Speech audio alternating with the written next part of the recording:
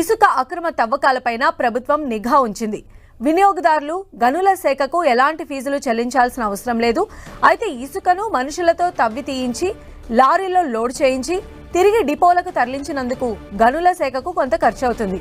ఈ ఫీజులను ఆయా జిల్లా కలెక్టర్లు నిర్ణయించనున్నారు.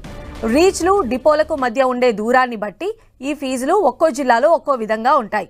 ఏపీ వ్యాప్తంగా 83 B1 కేటగిరీ రీచ్ల పరిధిలో ఇసుక డిపోలు ఉన్నాయి. వాటిని రాత్రి గనుల శాఖ పూర్తిగా స్వాధీనం చేసుకుంది.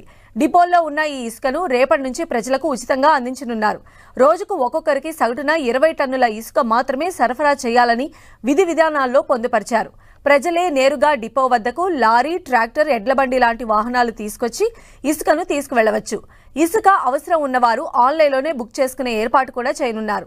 నిర్వహణ ఛార్జీలు, గ్రామ పంచాయతీలకు ఇచ్చే 88 రూపాయల ఫీజును ఆన్లైన్లోనే చెల్లించేలా నిబంధన తీసుకురానుంది ప్రభుత్వం.